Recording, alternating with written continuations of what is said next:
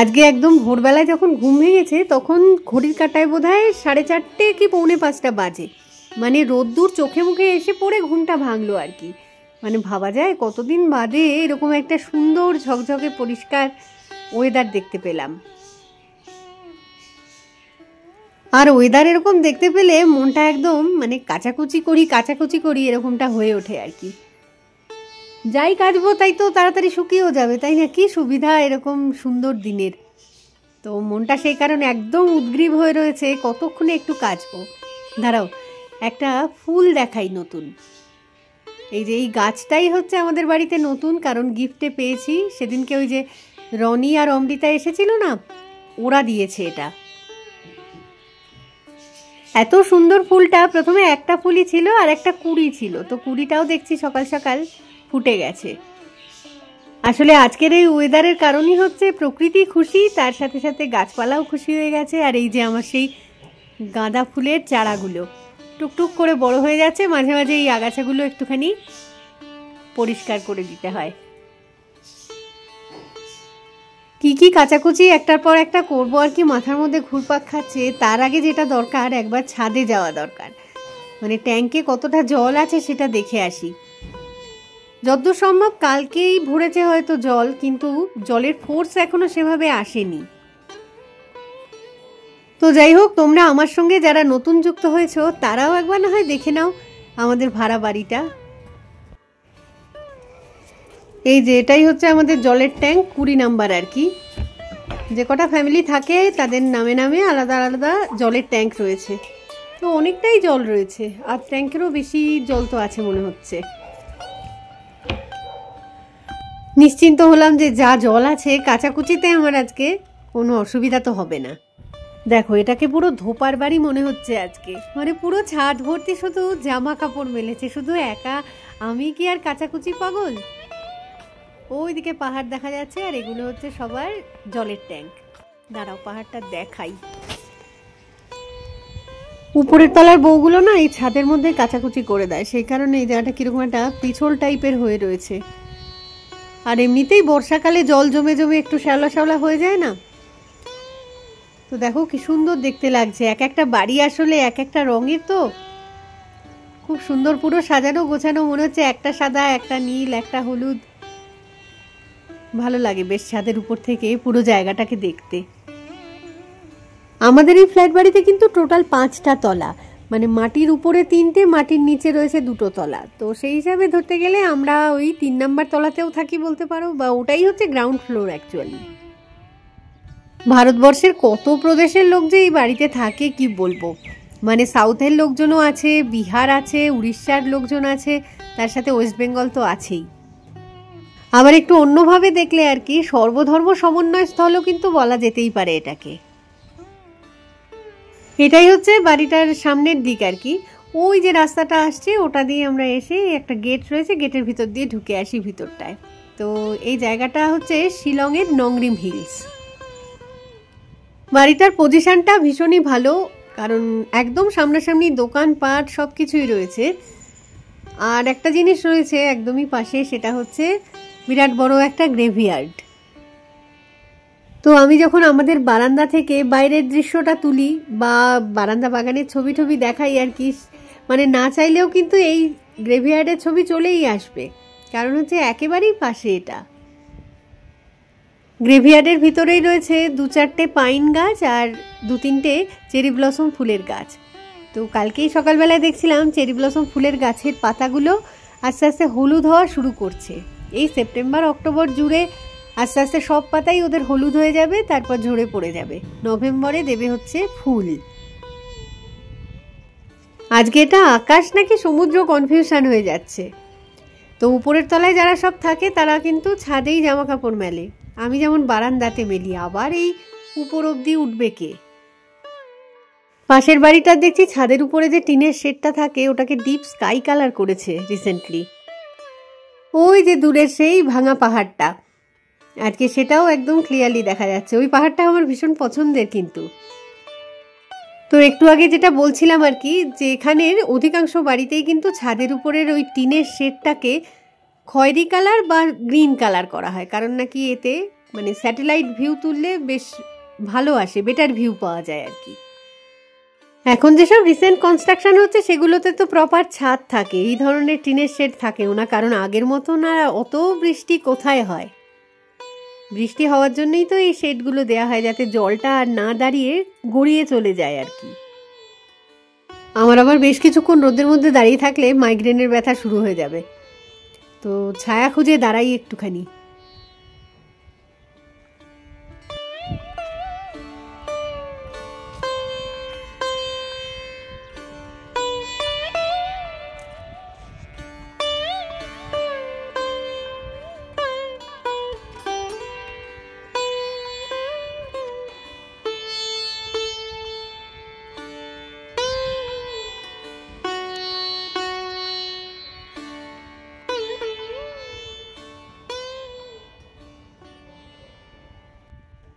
আজকে আবার সোমবার, দেখি কয়েকটা ফুল যদি অ্যাটলিস্ট বাগান থেকে পাওয়া যায় আর কি পুজোর জন্য।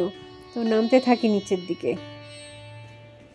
এই টপ ফ্লোরটায় একটা মানে অফিস টাইপের রয়েছে, তো কর্মচারীরা আসে সবাই, সারাদিন ধরে হই হই চলে আর কি, কাজকর্ম চলে। তো এটা ওদের ক্যাফেটেরিয়া, এই যে উপরটায় লেখা রয়েছে ক্যাফেটেরিয়া। ফুলগুলো এতটাই উঁচুর ডালে থাকে আমি তো হাত পাবো না, তো বাঙ্কুর বাবাকে নিয়েই বেরোলাম।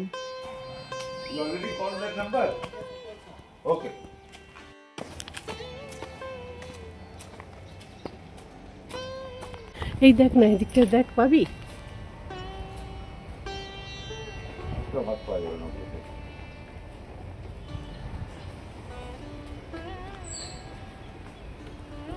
লগাটা কোথায় যে? ফ্ল্যাটেরই বিভিন্ন টেনেন্টসরা আর কি তুলে নেয় সমস্ত। আগের দিন থেকে যদি কুড়ি তুলে রাখা যায় তাহলে তবু ফুল পাওয়া যায়, নয়তো আর পাওয়ার আশা কম। প্রচুর ফুলগুলো ফুটে আছে দেখ না। একটাই সাদা জবার গাছ ছিল, সেটাতেও দেখছি আজকে কোনো ফুল টুল কিছু নেই, সব পেরে নিয়ে গেছে আগে থেকেই। হলুদ রঙের সন্ধ্যা মালতী আছে, ওগুলো তো কোনো কাজে লাগবে না। আর সন্ধ্যা মালতী হচ্ছে সন্ধেবেলাকার ফুল, দিনের বেলা একটু বাদেই সে একদম মানে নেতিয়ে যাবে আর কি। মর্নিং গ্লোরি আছে কয়েকটা ফুটেছে, এগুলো পুজোয় তো যায় না। এই দিকের পোর্শনটাও হচ্ছে আমাদের বাড়িওয়ালারই, মানে পুরোটাই তো একটা ধরো পাহাড় কেটে তৈরি করা, পাহাড়ের একটু উঁচুর দিকটায় এইগুলো রয়েছে, আর নিচেরটায় আমাদের যে বাড়িটা আর কি। কত জবা গাছ, ভর্তি ভর্তি জবা আছে, সবগুলো উপরের দিকে হয়ে গিয়ে মুশকিল। সন্ধ্যা মালতীগুলো তো থাকবে না এরপরে, এগুলো চলবে। মর্নিং গ্লোরি উপায় না দেখে বাঙ্কুর বাবা তো পাঁচিলে উঠে গেছে, কিন্তু তাতেও হাত পাবে না। কয়েকটা কুড়ি যদি পাওয়া যায়, যদি কালকে ফোটে তারা।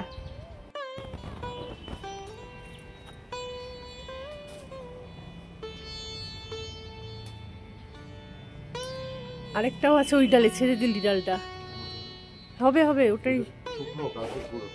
ওরা যে এই যে লগা টাইপের নিয়ে আসে, ওইটা কোথায় রেখেছে কে জানে। কালকে পুজোর ফুল হলো অনেকগুলো।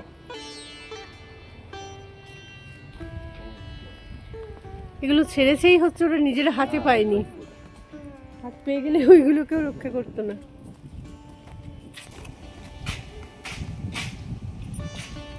এই যে এই বাড়িটাতেই আমরা থাকি আর কি।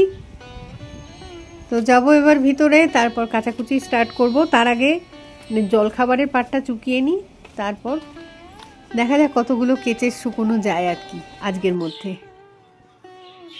ঘরদোর পরিষ্কার প্রথমে ওই সোফা দিয়েই শুরু করলাম আর কি, কুশন কভার, সোফার কভার সব কাচবো পুজোর আগে আর কি। যে কোনো বাঙালি বাড়িতেই বোধহয় এগুলো হচ্ছে বেশ কমন ব্যাপার আর কি, ঘরদোর পরিষ্কার করা, সব কিছু কাচাকুচি করা।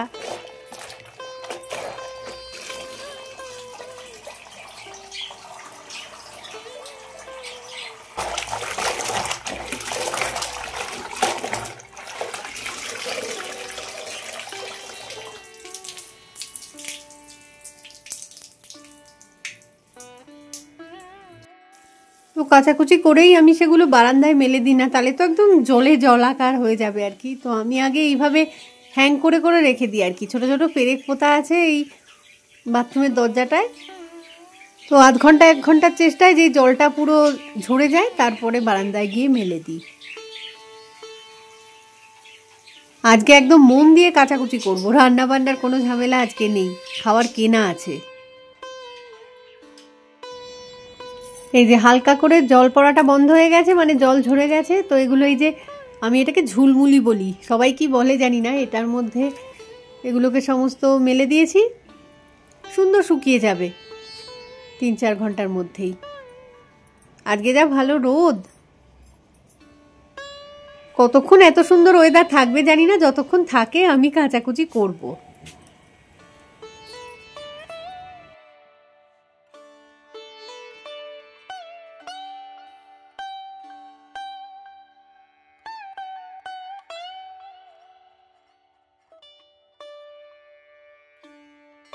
বারান্দা থেকে এই আকাশটা একবার না দেখালে ঠিক মনে শান্তি লাগছে না। মানে বোঝাই যাচ্ছে যে শরৎকাল এসে গেছে। পুরো নীল আকাশ, তার মধ্যে এই যে পেঁজা পেঁজা তুলোর মতন মেঘগুলো এদিক থেকে ওদিকে উড়ে বেড়াচ্ছে, অপরূপ একটা সুন্দর দৃশ্য আর কি। তো যাই হোক, বেলা 12টা বেজে গেছে। তো এখন খিদেও পেয়ে গেছে আমার। আর খাওয়া তো বললামই যে কেনা রয়েছে, কারণ কালকে রাতের বেলায় কেনা হয়েছিল, সেটা আর তখন আর খাইনি, ভেবেছিলাম আজকে দুপুরেই খেয়ে নেবো। তো এই যে দেখো ঠান্ডা হয়ে গেছে, ঠান্ডাটা কাটুক তারপরেই না হয় খাবো। তো চিকেন চাউ এটা। তো আমি না হয় আস্তে আস্তে খেতে থাকি। তো এই ভিডিওটাকে এখানেই রাখি, খুব তাড়াতাড়ি ফিরে আসবো আবার একটা নতুন ভিডিও নিয়ে। ততক্ষণের জন্য টাটা।